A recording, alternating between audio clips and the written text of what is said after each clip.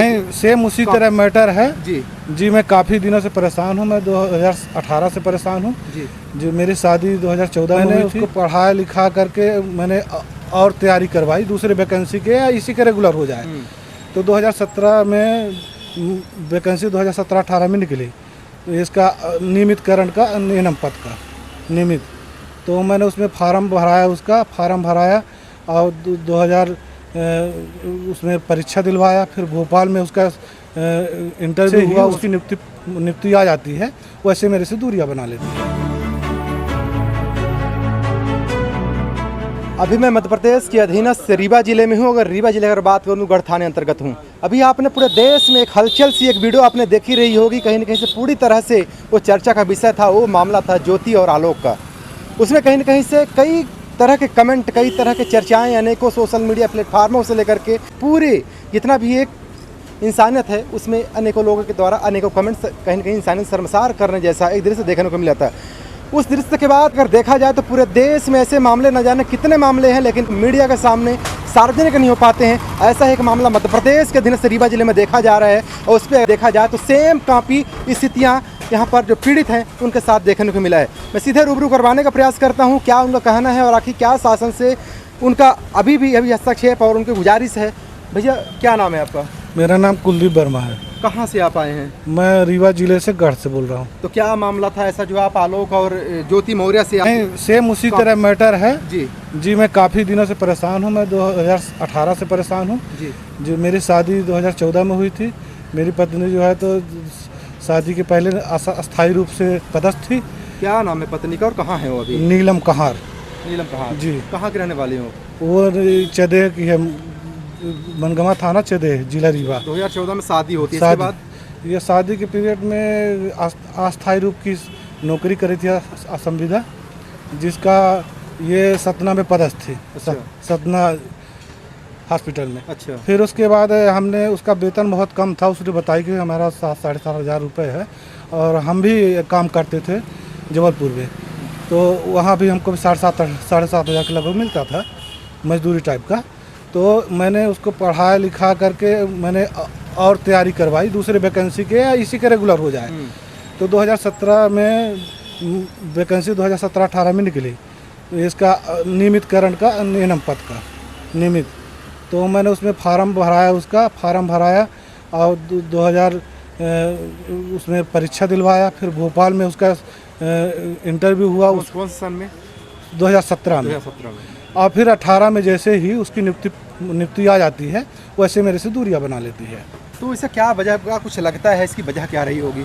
वजह है सर ये है कि हम आते जाते थे, जबलपुर में हम रहते थे, तो हम महीने में 3-4 बार आना जाना हमारा होता था। कहीं हफ्ते दिन, कहीं 15 दिन, जब जैसी छुट्टियाँ रहती फिर रुक के चला जाता था।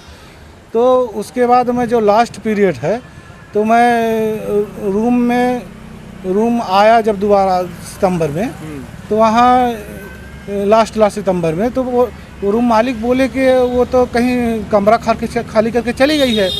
तो मैं बोला कि कहाँ चली गई, मेरे को पता नहीं है। पूरा सामान ले गई, अपना भी सामान, पूरा दहेज का, हमारा भी सोना चांदी और हमारे जितने भी मार्कशीट वगैरह थे, मैं भी BA तक पढ़ा हूँ, जो एकदम मार्कशीट वगैरह पूरे कागजात लेके वो फरार हो गई, घर का पूरा सामान लेके। अच्छा। तो फिर हमको जो है तो अचानक वहाँ महिला थाने से फ़ोन आता है। महिला थाने से फ़ोन आया, बोले कि आपकी मैसेज जो है नीलम कहार आपके नाम से रिपोर्ट दर्ज कराई है। जिसको मैं रिपोर्ट के बाद जब सुना तो मैं घबरा गया। मैं अपने घर में रिश्तेदारों वगैरह को फ़ोन लगाया, तो बोले कि पता नहीं कैसी क्या कर दी, हमें तो कुछ जानकारी नहीं। फिर हम जो है तो जबलपुर से वहाँ छुट्टी लेके वहाँ पर थाने में आए, तो थाने में ये बताया गया कि आपको दहेज प्रताड़ना का रिपोर्ट लिखा है, तो आपके माताजी का भी नाम है, पिताजी का भी नाम है। तो फिर वहाँ पर जांच करवाई है, सबको बुला के, हमारे पिताजी को बुलवा ले, माताजी को बुला, तो उसमें जांच में कोई भी जो है तो कार्रवाई नहीं हुई, उसमें कुछ नहीं निकला जांच रिपोर्ट में। उसने पूरी तरह से झूठा पाया गया। मैं उसकी रिपोर्ट की नकल भी रखा हूँ वहाँ न्यायालय। फिर उसके बाद परिवार परस में भेज दिए, तो वहाँ पर चला 3-4 पेशी चली। फिर उसके बाद भी वहाँ पे कोई उसका रिजल्ट जब नहीं करा, तो फिर न्यायालय में पहुँच गई। वहाँ पर न्यायालय में जो है तो वहाँ पर अभी तक क्या वो तलाक चाहती हैं फिर? हाँ, वो तलाक चाहती है। धारा 13 का मुकदमा लगाई हैं, धारा 13 का, और हम डिवोर्स का, और हम सेक्शन 9 का लगा दिए।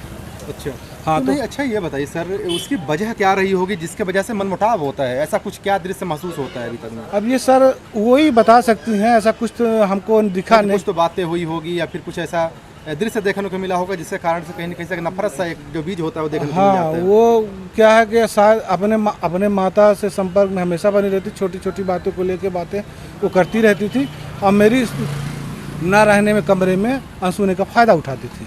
तो कहीं न कहीं से क्या ऐसा भी हाँ, प्रतीत हुआ कि गलत संबंध भी कुछ ऐसा सुनने को मिला? इधर उधर से आस पड़ोस से मालिक वगैरह से थोड़ा बहुत जानकारी हुई है, पर हम इसको संदेह के रूप में रखते थे। अच्छा, जिस तरीके से आपने ज्योति मौर्य का भी कहानी सुनी होगी। हाँ बिल्कुल, उसी खबरों का। में देखने को मिलता रहा है कि कहीं न कहीं किसी और से एक अफेयर का एक जो सीन है वो देखने को मिला था। क्या ऐसा आपकी पत्नी के साथ ऐसा हाँ, देखने को मिल रहा ऐसा है कि देखने को मिलता था, बस मेरे पास साक्ष्य नहीं है।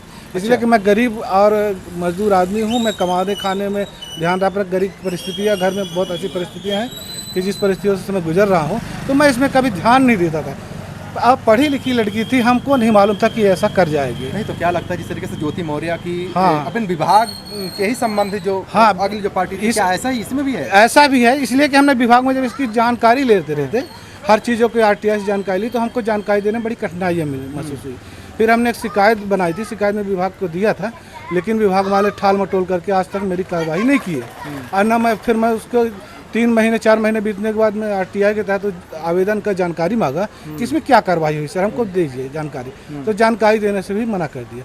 फिर मैंने वहाँ उसके उच्च अधिकारी के यहाँ अपील दायर होती है RTI की, तो हमने अपील दायर की। वहाँ से भी उसने फर्जी उसको सम्मन जो है, तो जिस दिन पेशी है उसके 2 दिन बाद हमको सम्मन दिलवाती है। इसका ऐसा सेटिंग है, तो जिसके कारण से वो मेरी पेशी निरस्त हो गई, जबकि मैं कागजात पूरे लगाया था, जबकि माननीय न्यायालय से मेरे पक्ष में फैसला होना था, लेकिन कोई कुछ नहीं किया। फिर उसके बाद मैंने वहाँ भोपाल में राज्य सूचना आयोग के यहाँ उसकी कॉपी लगा के उसकी नकल लिए हैं और सब चीज़ लगाया है वहाँ पर।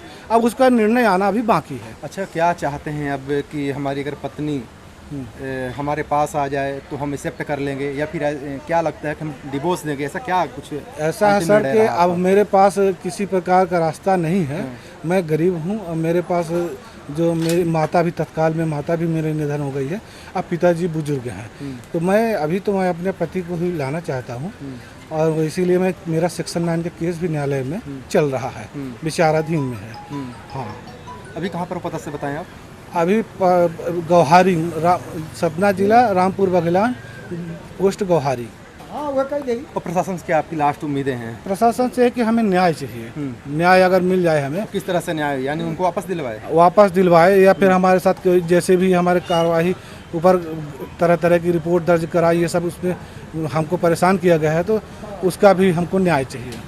तो चलिए, दृश्य है ये विंध्य का। विंध्य क्षेत्र में अगर कहूँ तो ये रीवा और सतना के जो बीच का जो फासला है, कहीं न कहीं से देखा जा रहा है, तो यहाँ पर एक पीड़ित के रूप में ज्योति और कहीं आलोक के बीच का जो संबंध रहा है, वीडियो थी सेम टू सेम कॉपी, और देखा जा रहा है कि आज भी प्रशासन से गुहार लगा रहे हैं कि शायद कोई तो आ जाए, शायद मेरे लिए न्याय दे दे, लेकिन कहीं से न्यायालय के चक्कर लगा रहे हैं, न्यायालय के लिए बार बार ये भटक रहे हैं। लेकिन कहीं से ऐसा दृश्य देखा जाता है, पूरे मध्य प्रदेश ही नहीं पूरे भारत में अनेकों आयोग बनाए गए हैं, महिलाओं के लिए महिला आयोग बनाया गया है, बाकी अनेकों जितने भी कैटेगरियाँ बांटी गई है उनके लिए कई तरह के विभाग बनाए गए, आयोग बनाए गए। लेकिन जो पुरुषों की बात आती है, पुरुष लगातार जो प्रताड़ित होते हैं, आखिर वो किससे कहीं, आखिर इसका आयोग कब बनाएगा, कहीं गंभीर सवाल होते हैं। लेकिन इस तरीके से जो दृश्य है पूरे जो समाज में देखने को मिल रहा है, तो आखिर ये लगातार क्यों पनपते आ रहे हैं, क्यों लगातार दूरियां बढ़ रही है? क्या ये लगातार जो देखा जाता है, जब भी अधिकांशतः जो पुरुष होते हैं, पुरुष जब भी शादी करते हैं तो देखा जाता है अधिकांशतः जो महिलाएं होती है तो उस लेवल में नहीं होती है, फिर भी बड़े प्यार से इनका संबंध चलाना कहीं कहीं से समुचित समझते हैं। लेकिन कहीं कहीं देखा जाता है जब भी महिलाएं पुरुष की अपेक्षा कहीं कहीं जब हाई लेवल पहुंच जाती हैं तो आखिर इनकी मानसिकताएं को बदल जाती है। इसके लिए प्रशासन जो पुरुषों के लिए जो आयोग होना चाहिए, न्याय होना चाहिए, आखिर क्यों नहीं दे पाता है, कहीं गंभीर सवाल है। चलिए, इस मैटर को लेकर के आपकी क्या राय है, आप लोगों ने बताने के लिए बहुत बहुत धन्यवाद। जय हिंद।